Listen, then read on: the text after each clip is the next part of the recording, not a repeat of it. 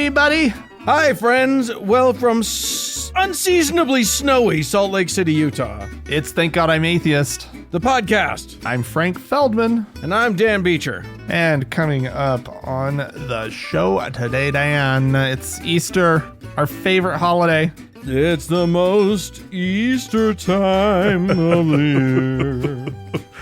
It was always a confusing holiday to me as a kid. It is a very confusing holiday. People Yeah. don't talk about Yeah. it is a very confusing holiday. Yeah. Sometimes you cross the streams and some weird shit happens. Yeah, and so we're going to be talking about that on the second half of the show. But first, some stories from the week, Dan. Yes, some various, we delve into the news on this show. Yeah. On our program here. We've mentioned it before. And it will probably continue to come up on the show. Salt Lake City's weird, Dan. What? Salt Our Lake hometown? our lovely burg? It's a weird one. It's a fun one. We like it. We're still here, but it's strange things sort of happen and occur here and get built here. The latest one in the Mormon church's real estate empire is a new 25-story skyscraper downtown Salt Lake City. Not a bad looking one. It's nothing groundbreaking, but it's a decent looking building. Yeah. It doesn't mar the skyline, the Salt Lake City skyline. No, true. It's very basic, but it's got like curved corners and whatever. It's all glass. All glass. No real details to speak of, except for its podium base. Turns out that all of like the granite features and the big tall soaring windows are housing not one but two LDS chapels. Yeah, little Mormon meeting houses. Right there at the base of a new skyscraper in Salt Lake City. Yeah. And so they had a big housewarming this last week, and they are just so proud, Dan. They're really so proud. I'm actually sad that we didn't go. We went grocery shopping at the Harmons next door. Yeah. On last Saturday. And it was like, why are there all of these really awkward Mormon families wandering the aisles of the grocery store? Oh, they just came over from the weird open house. It's weird because they don't do this for just their regular meeting houses. No.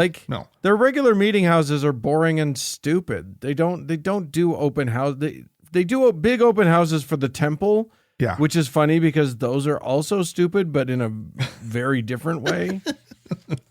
Well, but this is a completely new concept for the United States, or at least the Western United States, for the Mormons. Yeah. They've never put a chapel in a commercial building that they own before.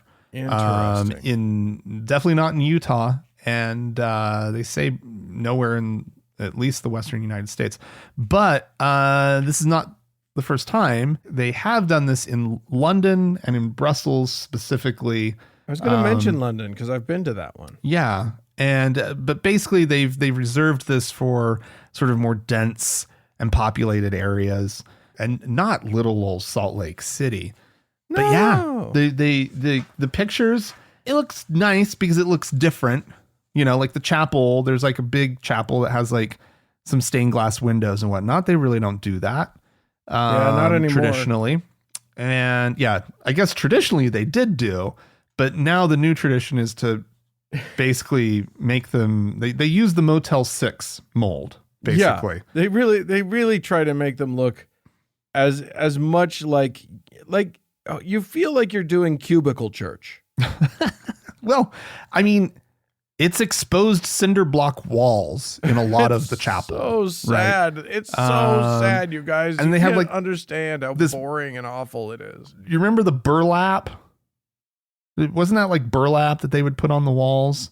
Maybe you didn't have this in sort of like a grass cloth, but yeah. And it was really scratchy. And like the theory was they didn't want people leaning on the walls. So they put something really wretched over parts of the...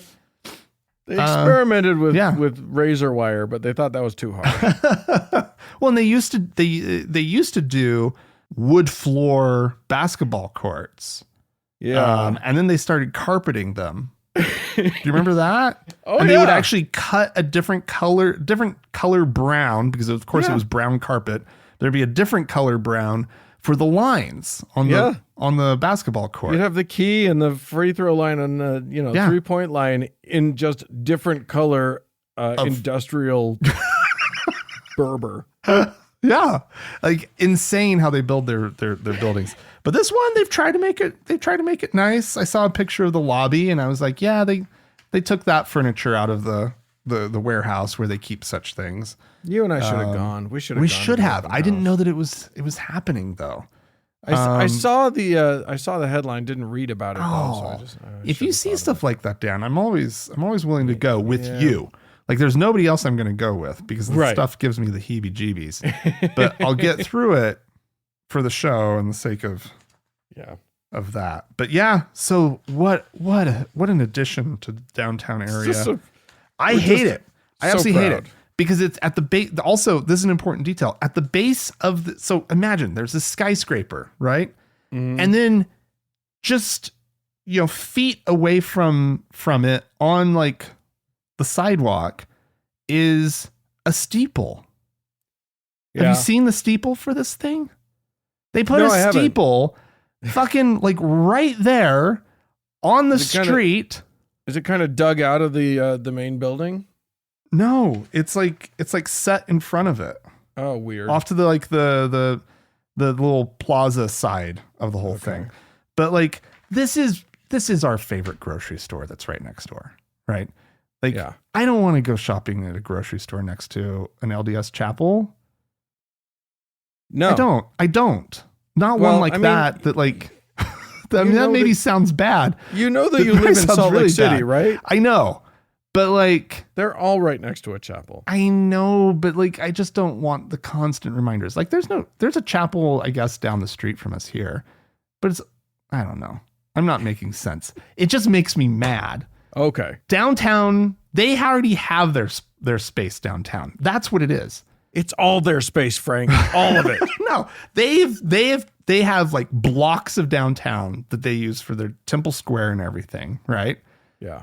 And that's theirs. Fine. But this feels like they're creeping out, and I don't like it. Yeah, they are. I don't like it at all. I have a friend whose business was looking to move into that building. Oh, really? So then and apparently the church part of the building is like in all ways physically separated from the rest of the offices part of the building. Oh, I'm sure. Yeah. That makes sense. It's crazy. All right. So I'm going to take us to the world, where there is apparently a World Council of Churches. That is a big deal. Conglomeration of, I think, only Christian churches.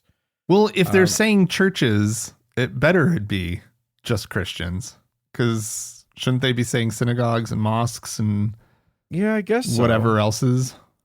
Guess so. I guess I've always thought of the word church as a catch-all, but maybe it isn't. It's not. Okay. It's specifically Christian. Well, there you go. That's my Christian privilege upbringing right there.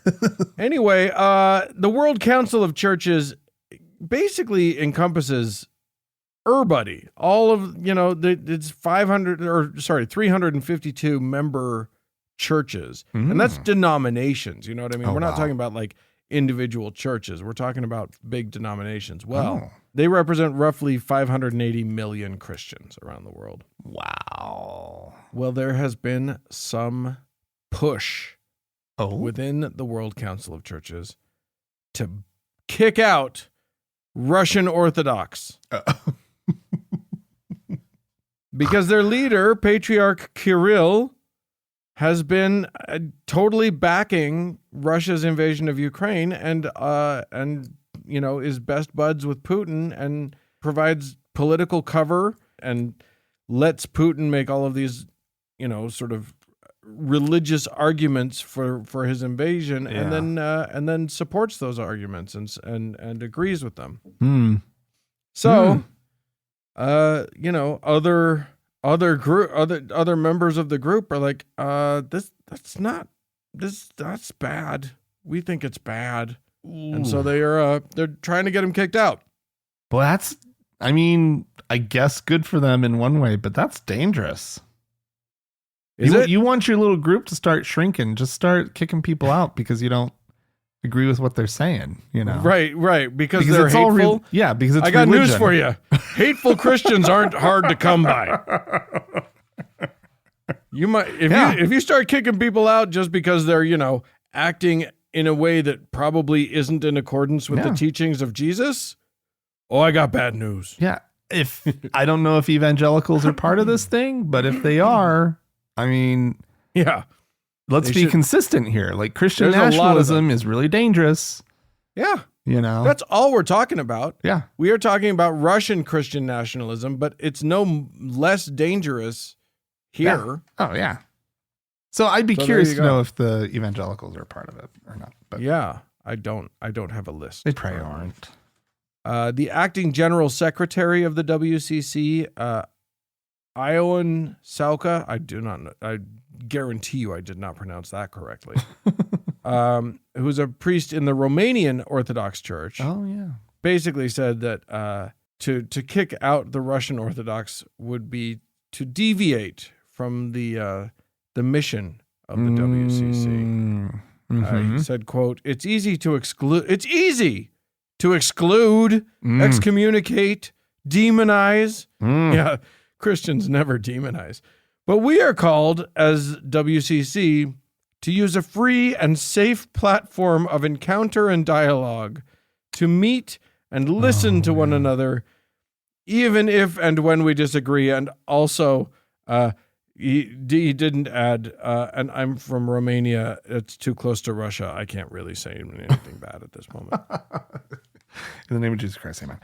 Yeah. How many different Orthodox churches are there at this point? There are a lot of them, aren't there? Because they're, it's the different, they're all part of a single communion, but yeah, you got your Russian, you got your Greek. Yeah. Yeah. Apparently Romanian. Didn't know that until just now. Right. What else is there? There was Ukrainian. We'll see about that one. That one's a maybe now. Aww. Well, all right. I picked this story, Dan, because we're just not hearing enough about this person right now. And golly gee, sometimes you just miss him. This Donald Trump guy. Oh my God. Everybody raise your hand if you missed Donald Trump. I don't know. The nonsense. Are we ever going to get to the point where we look at the nonsense that came out of his mouth? Maybe after he's dead. Look, and just be like, is entertaining right up to the point where he actually has power, and then it's not entertaining. Anyway, he had his rally in North Carolina recently, where he got up and told the crowd that he thinks that he's the, quote, most honest human being that perhaps God ever created. He says, what's funny is I believe that he believes that. On some level, I think that he is so self-deluded and narcissistic that I believe very firmly that anything he says, he thinks must be true based solely on the virtue of him saying it. Yeah. He says, I've been investigated by the Democrats more than Billy the Kid, Jesse James, and Al Capone combined. Yeah. It's important to point out that the Washington Post's fact checker logged over 30,000 false or misleading claims during his presidency, which averages out to 21 lies a day. Over the 4-year period. Like you said, he's been investigated more than all of those other guys put together. And they came up with the fact that he's a fucking liar. He just didn't finish the sentence. He's been investigated that many times, yes. And it always came back that he was off it. He's just choice. The people who are out in that crowd, they know that's a lie. they know that that's not true. They know that he doesn't think that he's actually like a really honest person. They just love him for being him, right? I feel and getting away with all that he got away with. I feel like that crowd, that group of people, is so primed and ready for cognitive dissonance that they can both know that he's an overt liar and believe that he is completely honest at the same time. I honestly think that they can't. I think they're. It's amazing how many times they contradict themselves. You've seen when, like, you know, reporters from the Daily Show or whatever go to a Trump rally and then just ask questions and let the people just contradict themselves. Just literally completely opposite things on their face, and they will say it because they're good at just holding space for conflicting things. Yeah. Anyway, amazing. Sure do miss him. It was his honesty that we were missing. I think. It's funny. Well, so there has been a bit of legal trouble, and unfortunately, an order has gone out that has hurt a church or a series of churches, actually. There was a lawsuit filed by, among others, the Arizona Yahweh Assembly. I don't know if I'm pronouncing that even at all right. This is a church that takes as its main sacrament ayahuasca. Ooh, good for them. For those who don't know, ayahuasca is a hallucinogenic. It's a plant-based hallucinogen that you drink and then vomit a lot, and then also have crazy spiritual experiences. Yeah. Whatever that means. I've never been able to get a decent definition of what spiritual means, but there you go. Well, maybe you need to do ayahuasca. I mean, I'm not going to admit to anything on the air, but I haven't done ayahuasca. I haven't tried that one yet.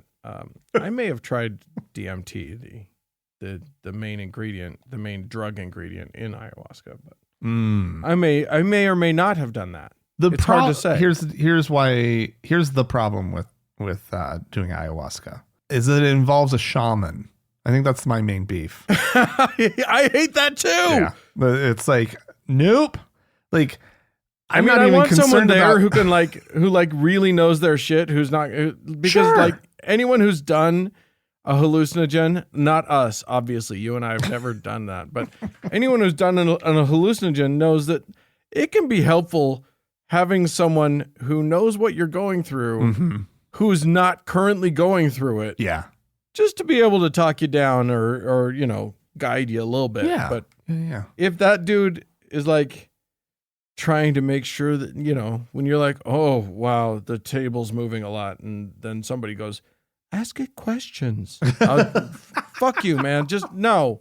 You ruined it. You ruined the whole everything. No, like I know a number of people who went to this one specific event that brought in a shaman from like another country. Right. Peru. I think it was Peru. And he played a drum, like a little bucket drum, and whistled the whole time. Right? That was his thing. And they were like, it was amazing. He knew exactly what to whistle at just the right time. And it's like, oh my God.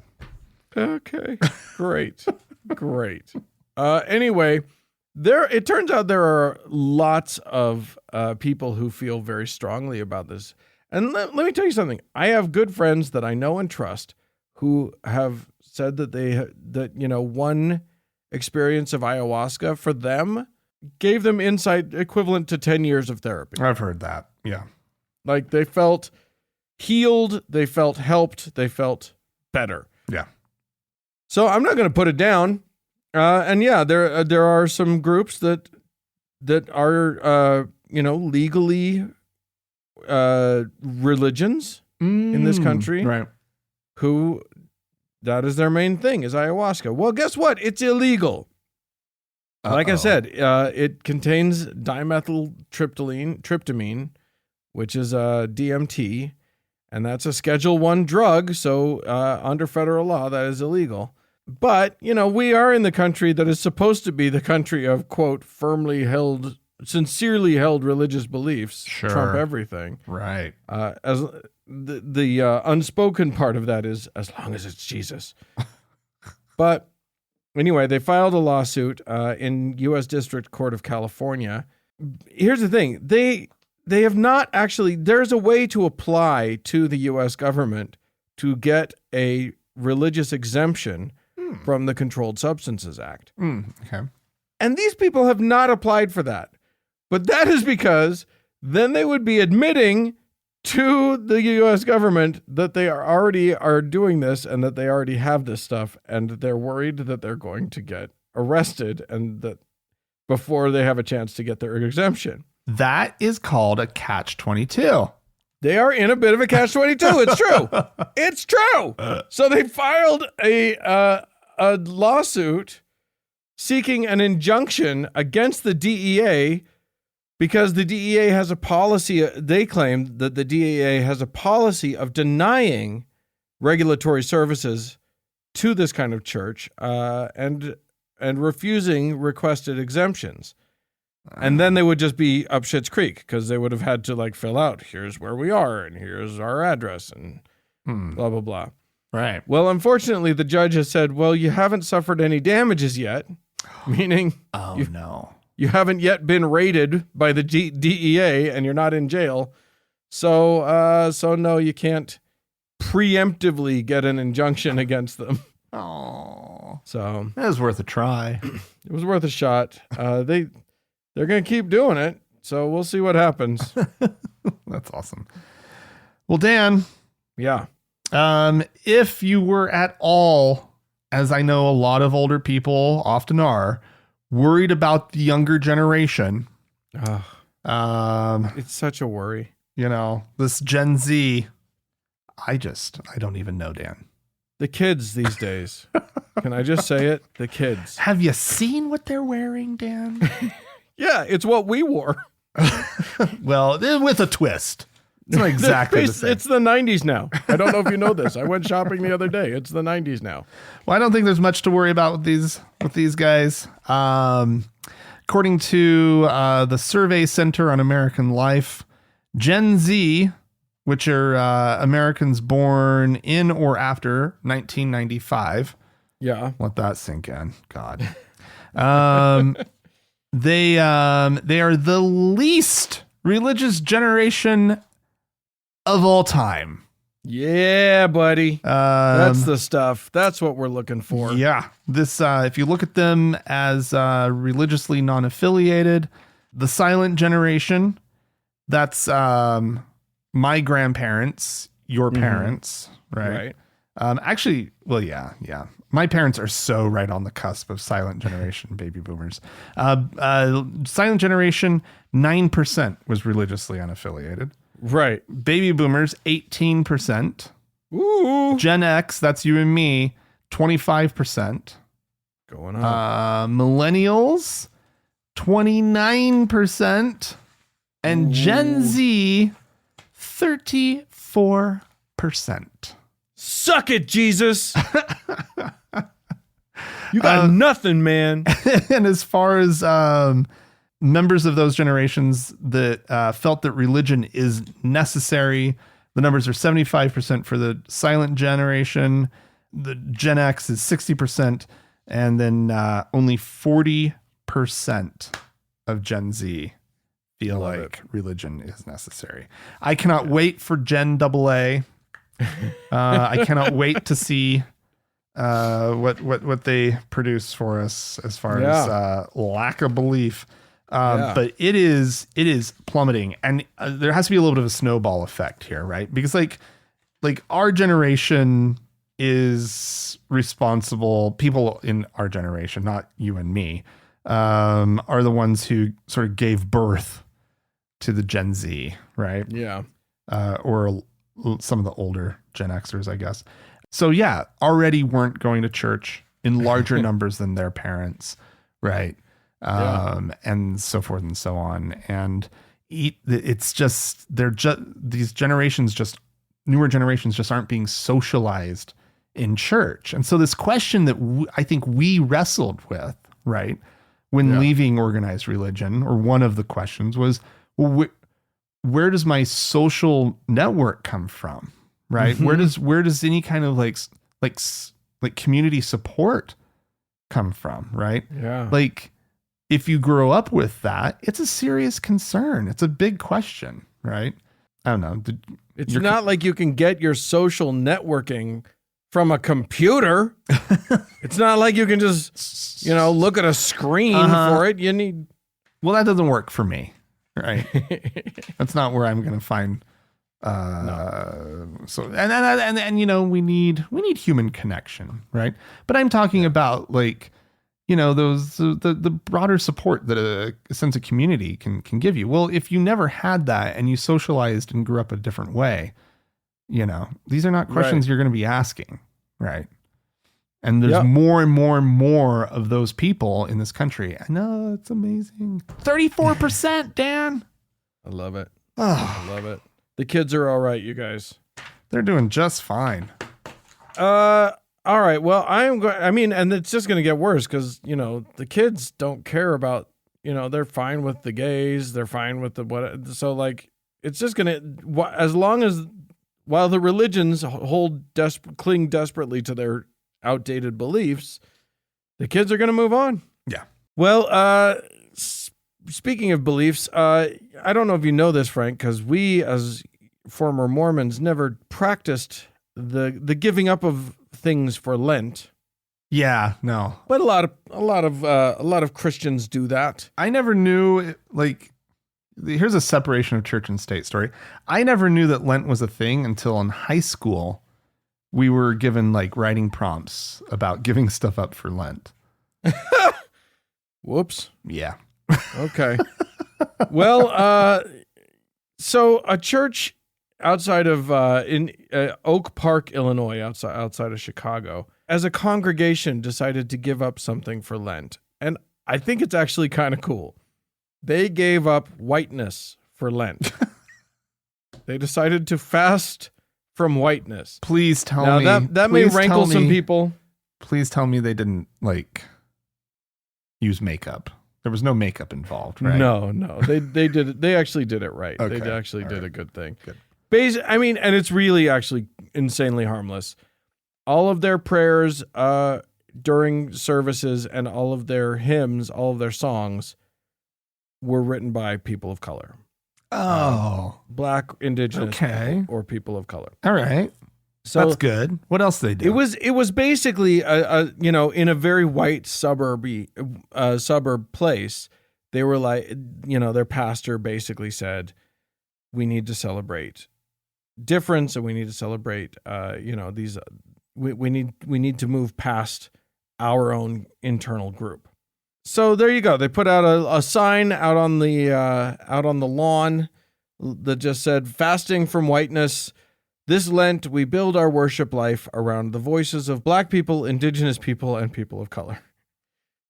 Well, that's not acceptable because we live in the racist United States of America. Oh, no. So a group called Turning Point USA, which is sort of a very Trumpy sort of group, founded by Charlie Kirk. Do you know who Charlie Kirk is? He's a real shitbag. Anyway, somebody from that group recorded an outrage video from the lawn of the church, just being like, I don't know about you guys, but I think this is a time for us to come together, not to separate or whatever. Oh, of course, when a white congregation decides to celebrate the work and poetry of Black and indigenous and people of color, that's coming together. Yeah, that's what that is. But not to them. And then of course, Fox and Friends picked it up and crashed their website. Oh, suddenly they were getting literally like I think they said something about 5 voicemails a minute or something like that. Oh boy. the outrage was fast and furious. Why the fuck do they care? Because why is it? Outrage is the main currency of right-wing USA. I know. Outrage is their main thing. Now, here's the thing. I'm going to play a clip a little later that is about the same thing. Cancel culture. They're all about cancel culture. Oh, they love it. They do it constantly. They invented it. I'm sorry. It's just that they don't like it when we do it about their things. Exactly. They only like it when they do it about things that they're mad about. Yeah. So this death threats have come in. People have threatened to bust up the church and all sorts of other stuff. But it's stuff for for the harmless act of playing somebody else's music for 4 weeks in a row. Just wretched. Pretty great. Well, friends, if you've given up a race or color for Lent, you can tell us about it. Podcast at thankgodimatheist.com. Or call and leave us a voicemail message. The telephone number is 424-666-8442. Stick around. There is more show coming up.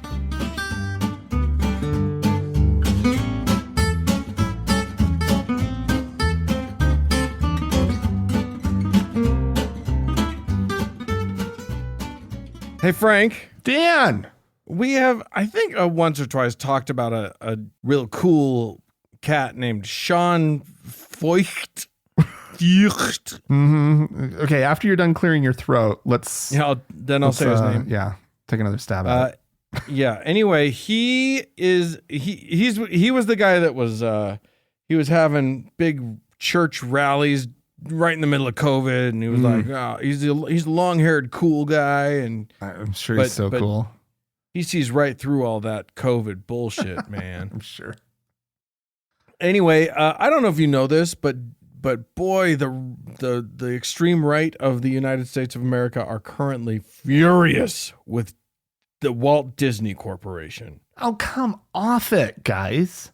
Because the Disney has come out against all of the legislation, especially in Florida, where Disney draws a lot of water in Florida, with their Walt Disney World and their Epcot Center and whatnot. They did not like the anti-trans, anti-gay bill that was, that they pushed through in Florida, and to Disney's credit, they were actually quite vocal about it. Yeah. Well, now I almost played the clip of one more right winger who was just saying that anyone who's like that is for pedophilia, and that's what Disney is now. But I chose a different clip, and this is Sean Flecht, good, who has declared war on Disney. Remember we talked about how they don't do cancel culture? Yeah. Anyway, he's gonna bring him down. Disney is banking, and other corporations, they're banking on the fact that we're just going to do a hoorah like Christians do. Yep. We're going to get everyone fired up, and they're like, oh, but they'll be back. And I'm telling you, this is just the beginning. And my encouragement to the parents out there is, we're not stopping just with canceling subscriptions. Like I was on the phone today with legislatures. We are going to put the heat on. We're going to take the tax breaks away from Disney at the state level. Amen. We're going to stop allowing the governments, the state governments to invest retirement funds from the state into Disney stock. Like we're coming after them. We are going to hammer them where it hurts, and we're not going to stop. They better not start talking about tax breaks. Oh no! I mean, there has been a lot of talk about that in Florida, especially. Ron DeSantis has been posturing a lot, but I just love the idea that they think that this very small group of right-wing people whose kids adore everything that Disney puts out are going to smash the trillion-dollar company or whatever it is that they are. Yeah. No, it's one of the biggest companies. You're not going to do with them. You're not going to hurt them. Sean Flecht. Your little protest is there's a lot of bravado there considering. Well, we had some folks write into us. River wrote in, hi, Frank and Dan. I'm tocophobic. I had never heard that word before. And extremely sensitive to any kind of talk of pregnancy and childbirth. Tocophobic is the fear of pregnancy. Oh, wow. But okay. It's 1:30 in the morning. I just got out of the shower, and some things must be said. As a former Mormon girl, past tense on both, I never thought of Heavenly Mother as having a physical form the same way we were endlessly taught about the tangible flesh of the Father and Jesus. Remember we talked about Heavenly Mother and how there's not much to say about Heavenly Mother? Anyway, additionally, we were supposedly sent to this life to receive the grand prize of a meat suit that would definitely be facing a dozen recalls if it was a product to be sold. So it seemed obvious to me that Heavenly Mother tended us like spirit crops or eggs in an incubator. If her body was used for the process, you remember we made jokes about her giving birth to all of us. Yeah. Little spirit chillins.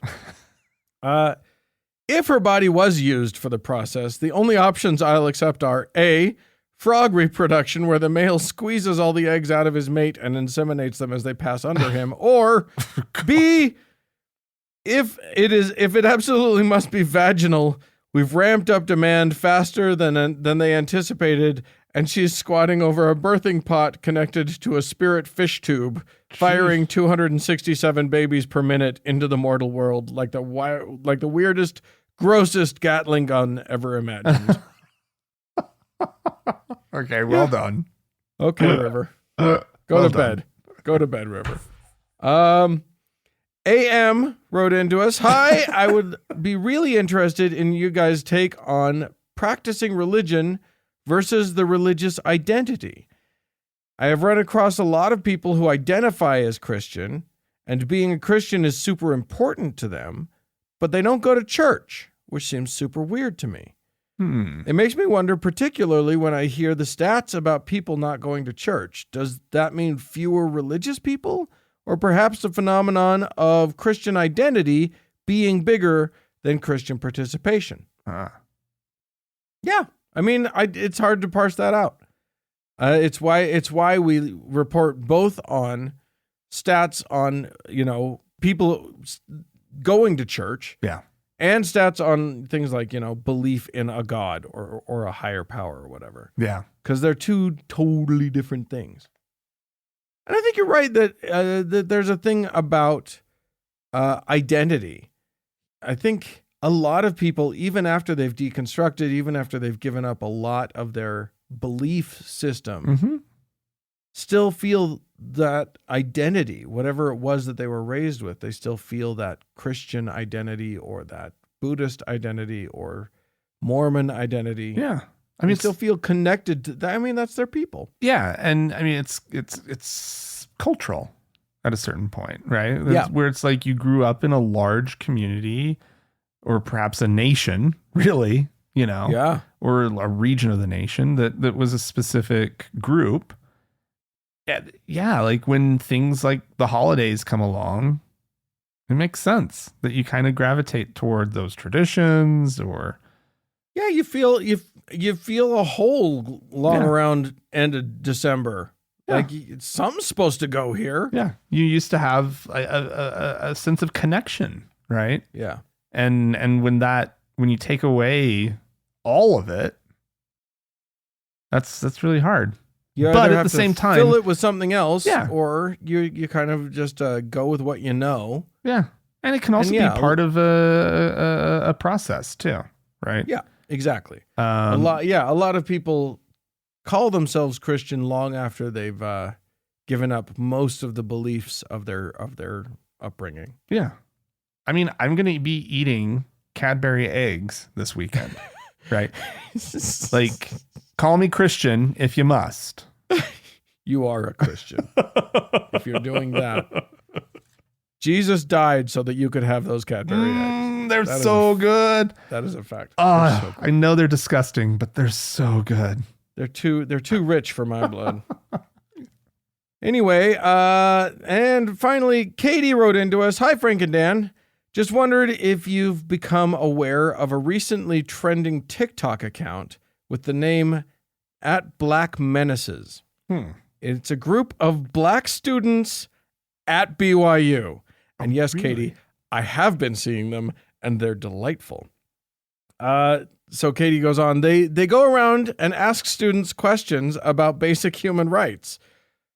Quote, who said this awful quote, an apostle or Hitler? and the like. As someone who's been loud about her atheism for a while, and a longtime listener, it was no surprise to me that many of their answers default to doctrine or some wishy-washy personal no, but theoretical yes. However, it was still slightly jarring to hear and see Gen Z kids saying things like, that's a good question. I've never really thought about whether or not gay people should have rights. Or, well, in my personal experience, I've never seen systemic racism, but it might exist. Wow. Though it is satisfying to then watch the Black Menaces just say, okay, great, thanks, and walk away, leaving the interviewee to replay the interaction in their nightmares forever.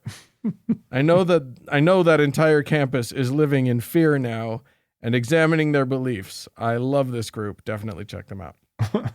Awesome. I really enjoyed it too. They do. They go up, but I had the opposite experience of Katie.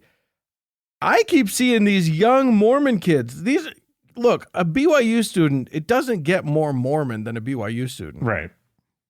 And these guys, they go up to these Mormon students and they ask them point blank questions about feminism or about LGBTQ issues or about race. And they get a good percentage of people who say the wrong things, but a shocking percentage of people who actually are like, no, I don't. I think that gay people should totally be able to be here on campus and have, and express their love for each other. It's shocking. You are on BYU's campus. Anytime that happens, I am mind blown. It's really interesting, but it's also fascinating to watch a black person ask a white person a question about race and have that white person just obliviously, and most Mormon racism, not all for sure, but most Mormon racism is deep but oblivious. Like they don't know that they're racist. They are, but they don't know it. Right. And they will just look at a black person in the face and say something very racist and then just wave and walk away. Okay, thanks. Bye. It's amazing.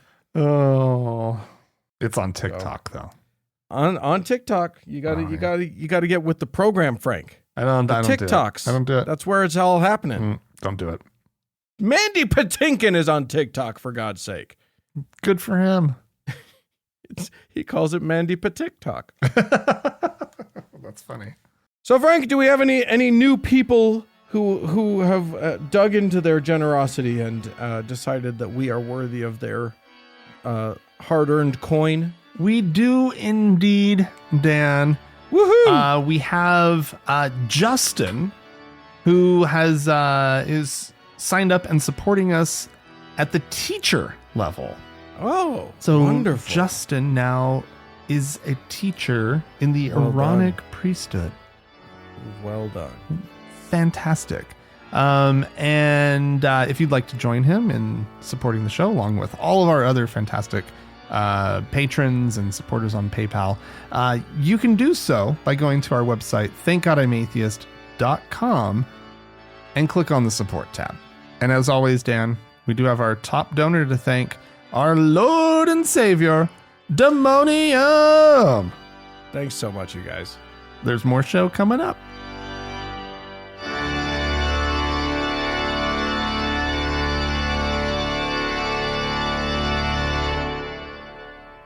Well, Frank, Dan, it is the season of look. It is my favorite season. Springtime gets me going.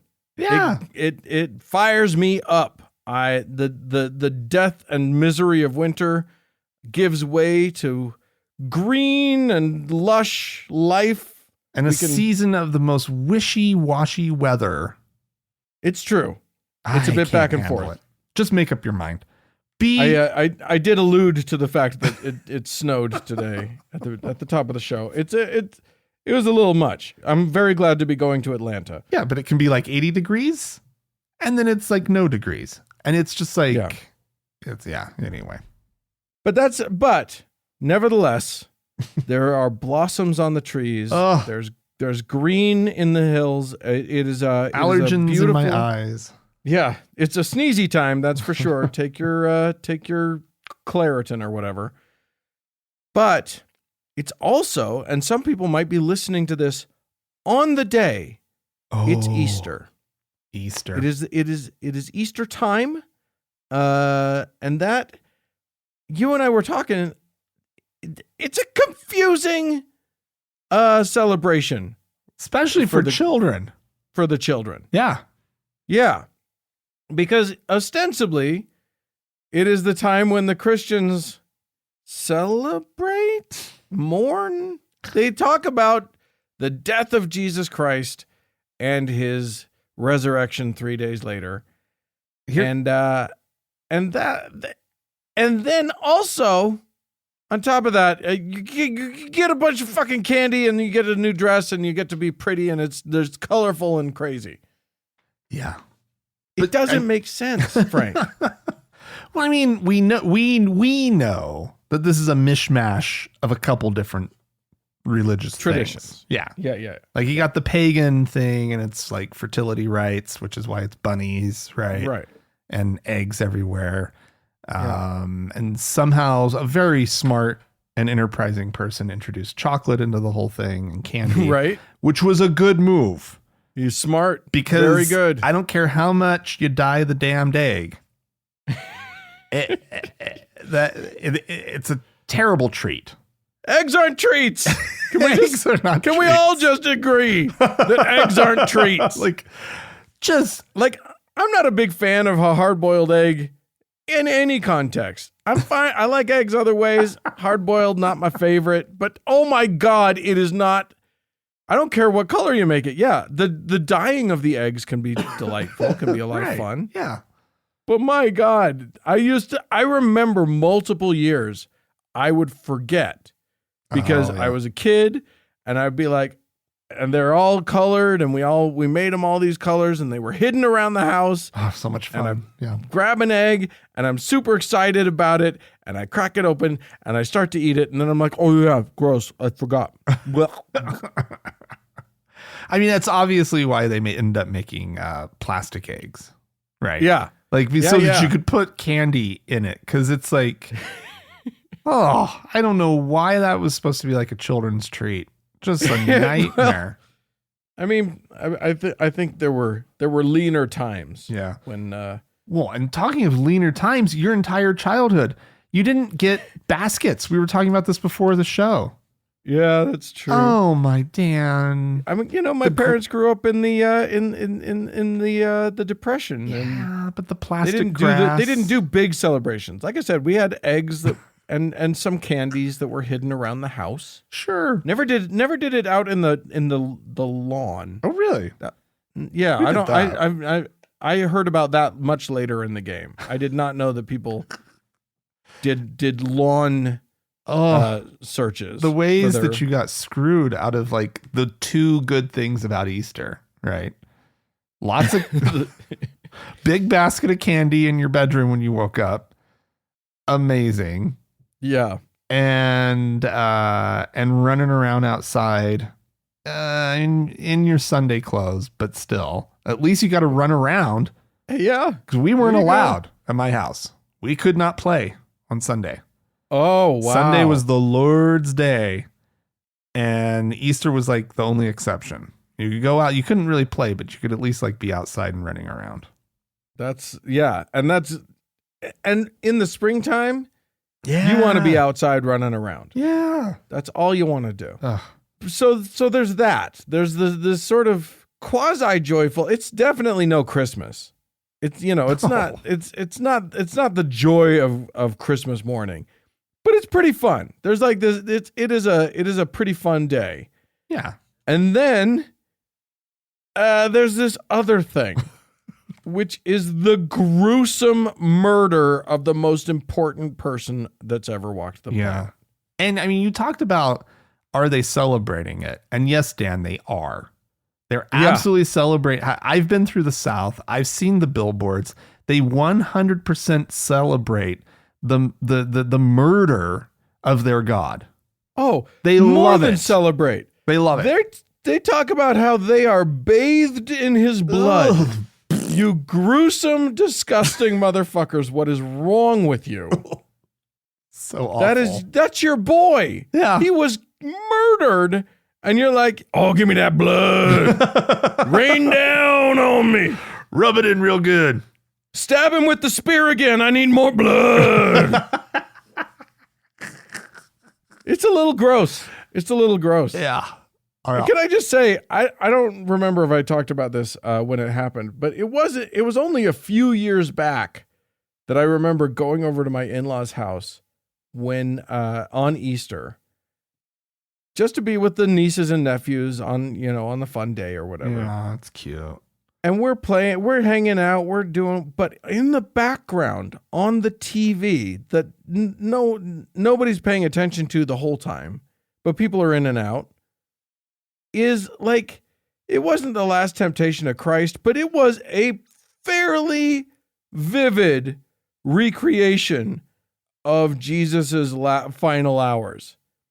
Oh yeah. Including the man being nailed to a cross and the crown of thorns.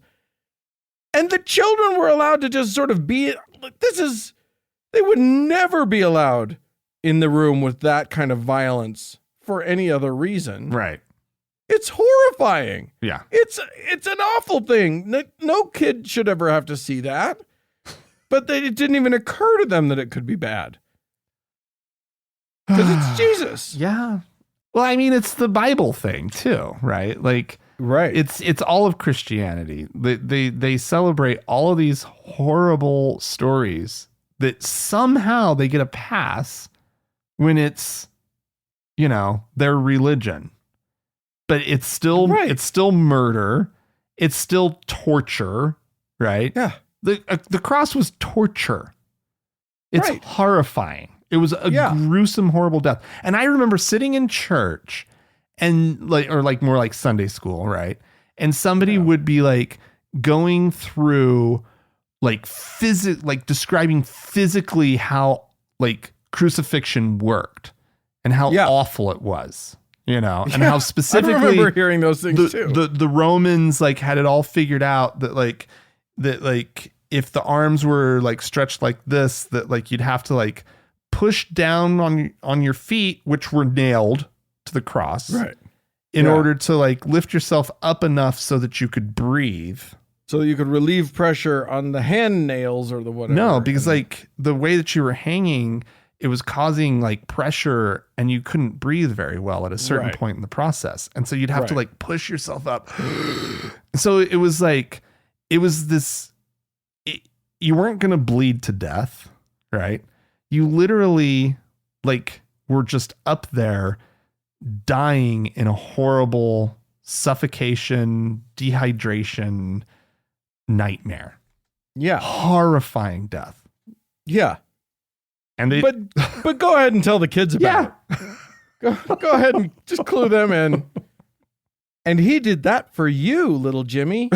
What? Why? No, I don't want him to do that for me. Yeah. It is the weirdest juxtaposition of things possible. And then bunnies. Yeah. Happy bunny chocolate jelly bean time.